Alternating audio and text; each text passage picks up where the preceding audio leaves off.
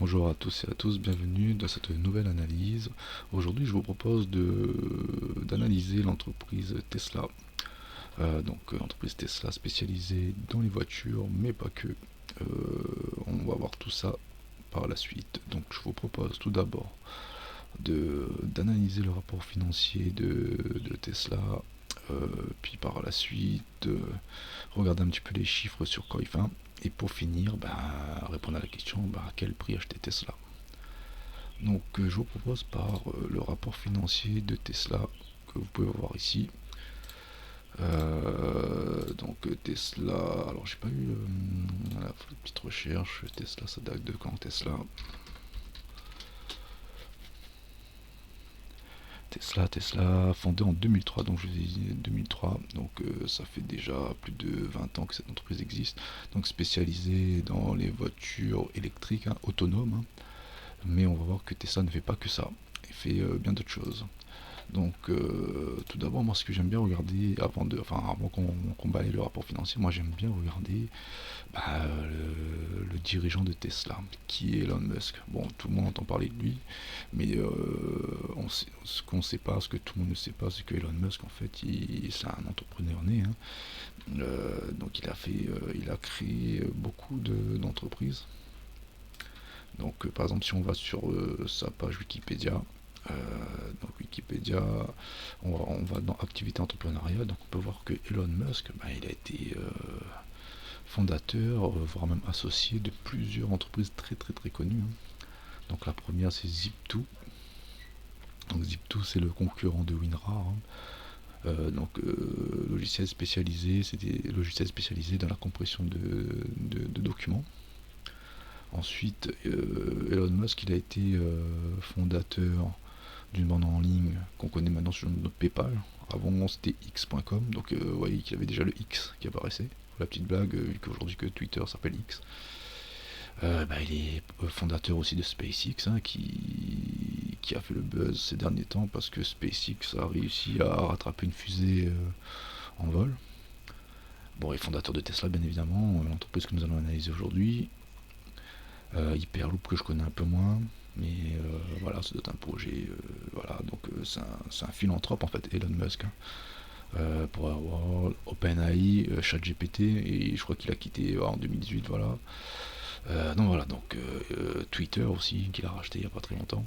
Donc voilà, Elon Musk, c'est le philanthrope, l'entrepreneur par excellence. Donc on peut dire que toutes les entreprises que Elon Musk a fondées ou aidées à la collaboration, c'est des entreprises qui ont explosé en fait, tout simplement. Donc vous voyez, payez pas ses côtés en bourse. Zip2, je ne sais pas trop parce que maintenant c'est plutôt WinRAR, mais voilà, je pense que c'est peut-être pas mal aussi.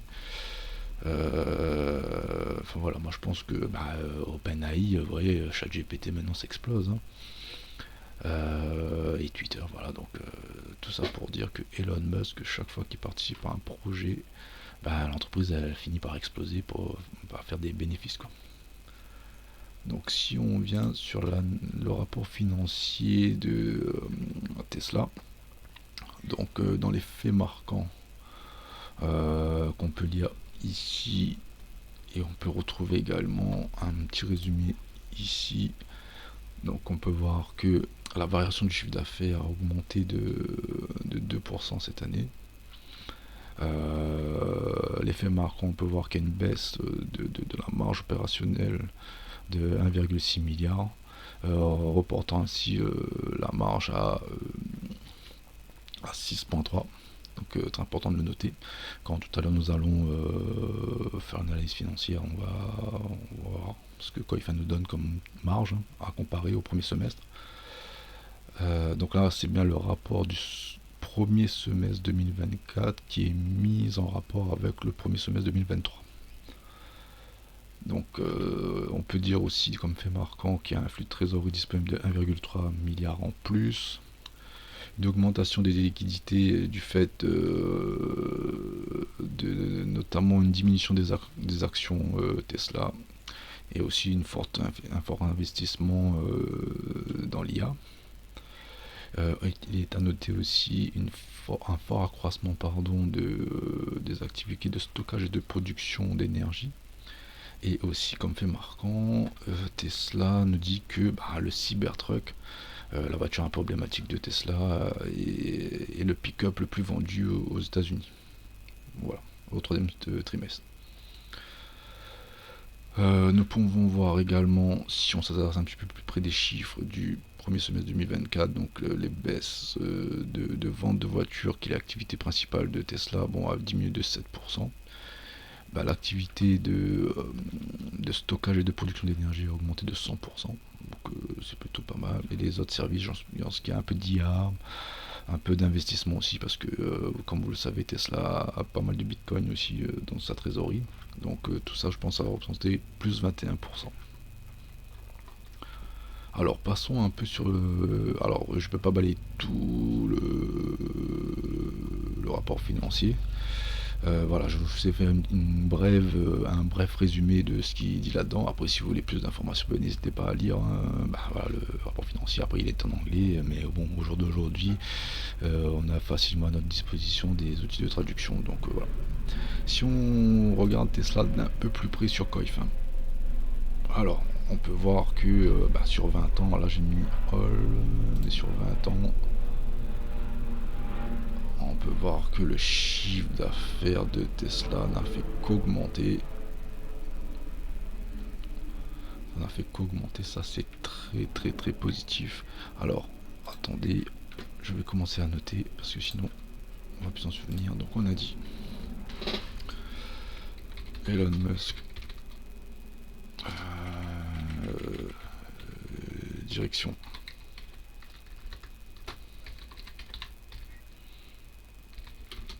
Elon Musk, donc expérience plus, donc ça c'est hyper positif. Ok, après chiffre d'affaires en perpétuelle augmentation, chiffre d'affaires croissant,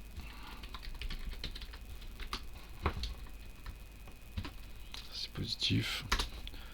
Ok, donc voilà, ça fait que croître, hein. Là peut-être qu'on est un petit palier un peu comme ici, mais rien ne nous dit que ça ne peut pas repartir à la hausse, hein.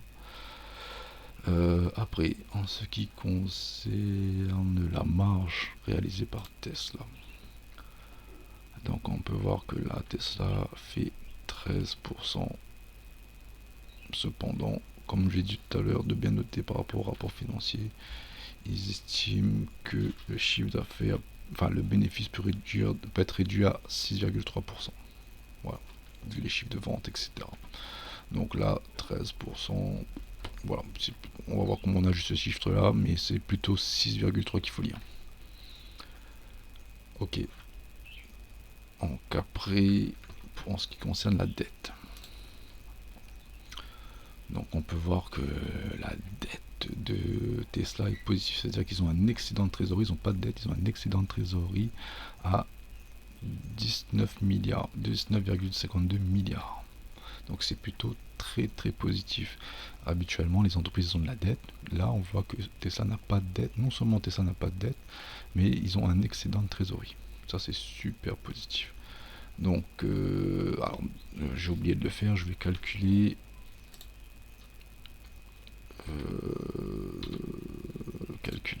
le bénéfice net par rapport au chiffre d'affaires. Alors, on prend 95,32 fois. Alors, si on fait 0,13, pour le coup, on laisse à 0,13. Moi, je vous propose de laisser à 0,13 et de ne pas tenir compte de la dette positive, c'est-à-dire l'excédent de trésorerie. Donc, pour la suite des calculs, donc là, on est à 12,39 milliards de bénéfices. Alors, on note ça ici. Bénéfice, bénéf à 13%. Donc 12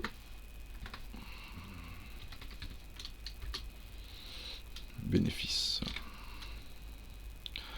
Mais on va noter que bénéfice en baisse. en baisse prévue. Donc là on va mettre plus moins. C'est pas top que le bénéfice baisse. Hein. Ok. Donc pas de dette, ça aussi c'est. Enfin, pas de dette, excédent de trésorerie. Dette égale excédent de j'arriverai à l'écrire, excédent de trésorerie.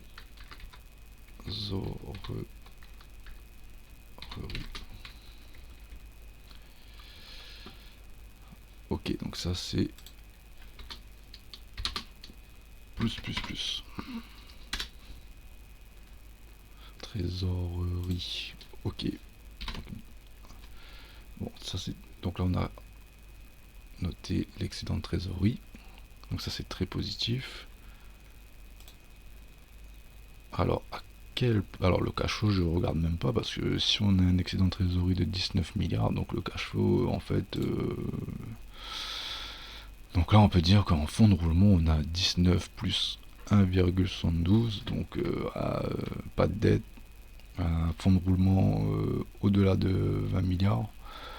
Si on fait un calcul rapide, on prend 20 milliards qu'on ramène sur 95, hein. Ça fait que vous avez l'entreprise a quasiment 20%, 20% d'excédent de trésorerie.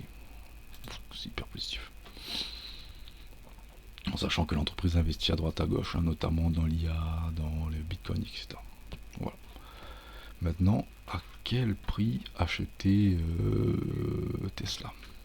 Alors pour répondre à cette question, on va prendre le PER ratio, enfin le Price Earning Ratio, qui est juste ici. Donc on va fermer la dette, on va fermer le free cash flow, on va fermer la marge nette, pardon. Donc là on peut voir que le Price Earning Ratio est très élevé. Moi je considère qu'au-delà de 20-25 c'est hyper élevé, mais là on voit que difficilement ils se mettent en dessous de 30. Donc pour le calcul du prix de Tesla, je propose de prendre un PER. Ah ouais, là c'est des PER assez élevés, donc entre 88 et 30. Donc on va faire, c'est des PER très élevés hein, pour moi. Donc on va prendre un PER le plus bas qui est de 30. Un PER alors 85, allez, on va pas aller au-delà de 85, 30, allez 55. Enfin pour moi je vous répète, hein, c'est pour moi des price earning ratio élevés. Mais bon, c'est le prix qui veut ça, c'est l'entreprise qui veut ça, pardon. Et allez 85. Voilà. On va calculer ces trois PER là. Donc je vous rappelle que le PER c'est le rapport entre le cours de l'action sur le bénéfice par action. Donc là si on veut déterminer le cours, enfin le prix de l'action par rapport au PER, donc on va faire les bénéfices. Logiquement c'est moins la dette, mais là la dette elle est positive, c'est-à-dire enfin elle est négative, pardon. Donc c'est à dire que je vous propose de pas en tenir compte en fait, tout simplement, de la dette. Donc là on prend 12 milliards, 12,39 milliards de bénéfices fois le PER de 30, que là on a dit, ça on peut fermer, de 30, ouais, PER de 30, donc fois 30,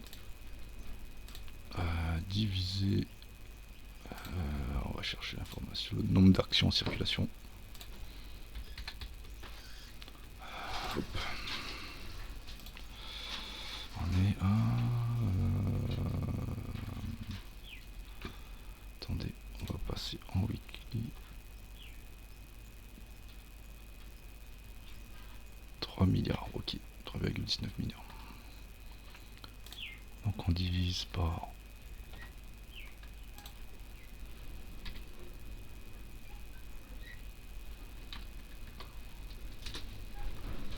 donc ça nous fait 116. Ok, 116. On va noter ça. Donc PVR 30. 116 par 166. 116 dollars. Ok. Donc après, si on refait le même calcul avec 55, donc 12 fois 55, c'est bien 55, 55 divisé par 300, hop, ça nous donne 213.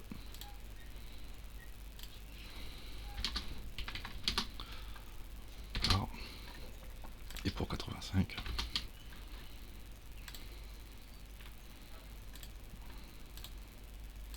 alors, hop, 390 fois 85. Et comme je vous dis, pour moi, les price earning ratio annoncés sont énormes, hein, parce que pour moi, 20, 25, 30, c'est déjà 30, c'est très élevé déjà pour moi.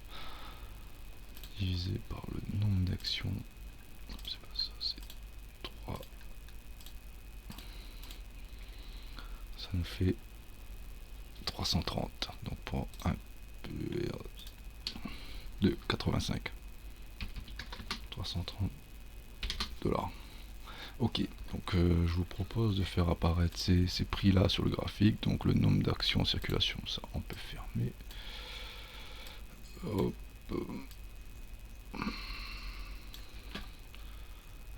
Ouais, on va faire apparaître ça sur un graphique weekly. Hein.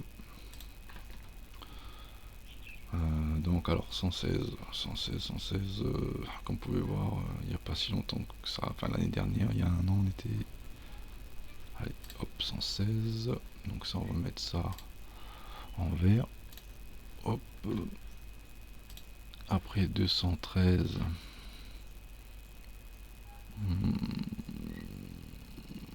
213 il n'y a pas si longtemps, hein. Hop ici, donc ça on va mettre ça en rouge, et après 330,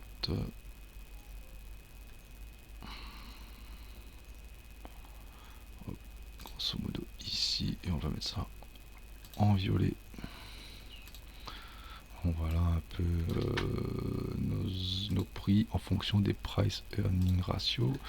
Donc je vais mettre juste un petit écrit. Oh non, c'est pas ça que je voulais faire. Juste bien identifier les traits. Hop, ici. PER 30. PER 55.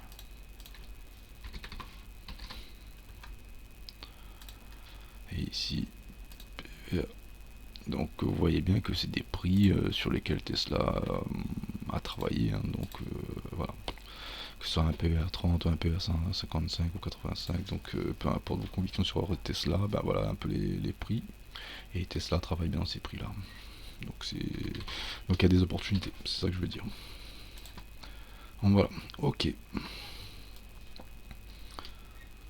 Maintenant, nous allons faire une petite analyse graphique. Donc pour moi, le top, ça serait d'acheter Tesla avec un PER de 30. Donc pour moi, un PER de 30, c'est la solution idéale, hein, optimale. Hein. Franchement, là, en janvier 2023, il y avait une super occasion. Et vu là la structure du prix, je pense qu'on peut avoir encore ce genre d'opportunité. Donc là, si on passe si on fait une petite analyse graphique, donc on peut voir que par exemple en termes Ishimoku, bah, le nuage Kumo a croisé, donc ça indique un range. Donc on a un range entre ici, je vais mettre ça en noir, Et ici, pour moi, hop, on va mettre ça comme ça. Il y a un peu trop de choses. Alors, on va descendre en weekly. Donc, ouais, donc un range comme ceci. Alors, on va masquer les PER pour être un peu plus lisible. Lisibilité. Là, on est en weekly. Ok. En weekly. Enlever la visibilité en weekly. Hop. Et celle-là. Donc pareil, hein, en weekly, on voit que pareil, hein, Ishimoku nous indique un range. Hein, le nuage Kumo ne cesse de se croiser. En fait, hein, donc moi en weekly, je mettrai bien le range ici, plus précisément. Et ici, voilà, la petite déviation au sud, réintégration. Donc le prix depuis, allez, on va mettre depuis, allez, mi-2023, il fait un range, hein, tout simplement. Maintenant, si on revient en mensuel, et on trace un petit Fibonacci, et pour répondre à la question sur un commentaire, on m'a dit oui, c'est facile de tracer Fibonacci a posteriori. Après, les Fibonacci, ça se trace toujours a posteriori, donc Fibonacci, on prend le plus bas, le plus haut, et voilà, après par rapport à ça, on a un retracement ou une expansion que je vais vous montrer tout à l'heure, mais ça, voilà, en fait, il faut l'impulsion, et par rapport à cette impulsion-là, on trace le retracement de Fibonacci ou l'expansion. Voilà. Petite parenthèse. Donc là ici, donc au PER30, on voit bien que c'est la zone de rechargement entre les 61,80 et les 78,60. Donc là c'est la zone de rechargement, donc ça là c'est une zone d'achat un peu idéale. Donc PER30, pareil, ça confirme un petit peu. Hein. Donc là vous voyez que Fibonacci, l'analyse fondamentale nous donne exactement les mêmes zones en fait. Donc c'est ça qui est plutôt pas mal. Donc on regroupe les deux analyses, fondamentale et graphique, en fait ça nous voilà, on a plus de confirmation que voilà, cette zone là c'est une zone dans laquelle il ne faut pas hésiter à acheter pardon, Tesla si vous avez des grandes convictions. Donc rechargement, donc Tesla est venu en zone de rechargement et reparti à la hausse, revenu retester, reparti à la hausse. Donc vous voyez bien que cette zone là est un énorme support. Donc si vous avez des convictions dans Tesla, cette zone là pour moi il faut acheter absolument. Donc voilà, vous voyez, il n'y a pas si longtemps que ça en était encore, hein, donc avril 2024, donc voilà. La zone vraiment identifiée d'achat optimal, c'est ici. Donc maintenant, si on revient en hebdomadaire, donc on va voir que ce gros support là, il faut acheter. Donc là, c'est bas de range, hein, donc dans un range, on achète le bas, on revend le haut. Donc voilà, ici, c'est des zones, quand le range est dévié, il ne faut pas hésiter à acheter, enfin au sud en tout cas. Et si c'est du moyen terme, n'hésite pas à revendre ici. Donc là, si on fait un petit swing, voilà, on peut multiplier par 2. Hein. Donc voilà, donc, dans un range à surveiller. Donc moi je pense que là pour Tesla, ici, il ne faut pas hésiter à acheter si vous voulez, vous avez de grandes convictions en Tesla. Ici, il ne faut pas hésiter à revendre. Et après, voir un petit peu la suite, comment ça se passe. Hein. Donc voilà. Après, si on vient en journalier, voilà, pareil en fait, Tesla, que ce soit en weekly, en journalier, en mensuel, en fait c'est un gros range quoi. Donc là en fait ce qu'il faut attendre c'est la résolution du range. Achetez les bas de range, vous avez des convictions. Après moi le point d'intérêt qui m'intéresserait c'est le plus bas de 2024. Donc pour moi ça c'est un point d'intérêt. Donc on voit que là c'est la dernière déviation du range. Donc là si on vient ici, franchement, faut pas hésiter à acheter Tesla si vous avez des convictions. Et après pour moi deuxième point d'intérêt, le plus bas de 2023. Voilà, donc deux points d'intérêt sur lesquels on peut faire des achats assez sympa. Donc voilà, donc là c'est un gros range. Donc maintenant, ce qui est positif, déviation au sud, on a pris l'ancien plus bas 2023, réintégrer le range. On est parti. Maintenant, il faudra être attentif au-dessus du range. Voir un petit peu le comportement du prix. Donc là, on a Tesla qui a fait ça, ça, ça, ça. Donc maintenant, soit ça fait ça et on repart, soit ça réintègre son range, ça fait ça, ça réintègre, et puis ça va chercher le bas de range. Et là, pour moi, il y aurait ces deux objectifs à aller chercher. Donc là, à 101 $, là, c'est franchement le top achat, quoi. Ok. Et après, dans le futur, quel type de rendement pouvons-nous espérer de Tesla? Donc on a vu que Tesla, la croissance, qu'est-ce que je fais? Hop, la croissance continue. Donc imaginons que la croissance elle continue. Quel type de rendement nous pouvons espérer? Donc là on va tracer des expansions de Fibonacci, des chiffres mathématiques, hein. Tout simplement le chiffre d'or. Donc là on va tracer une expansion. Donc imaginons vous arrivez à faire un super achat dans la zone qu'on a vue tout à l'heure et que vous le revendez au chiffre d'or ici, donc à 600, donc la TH il est à 414, hein. Donc hop, on peut espérer un rendement quasiment du x5, hein. Donc là c'est purement hypothétique. Imaginons qu'il y a un retracement un peu plus important, imaginons vous achetez maintenant sur Tesla, vous positionnez maintenant, vous pouvez espérer un rendement, hop, si ça veut bien, allez, 2 fois 2, ouais, et puis même un petit peu en dessous, voilà. Donc voilà, des très beaux objectifs sur Tesla. Donc voilà, c'est tout pour moi, j'espère que cela vous a plu. N'hésitez pas à mettre un petit j'aime et à partager la vidéo. Surtout, n'hésitez pas à nous suivre sur les réseaux sociaux, sur X, sur Insta. Nous avons aussi un petit blog dans lequel nous parlons un peu des marchés financiers. Et aussi, n'hésitez pas à suivre nos idées de trade sur TradingView. Voilà, bonne journée à vous, à la prochaine.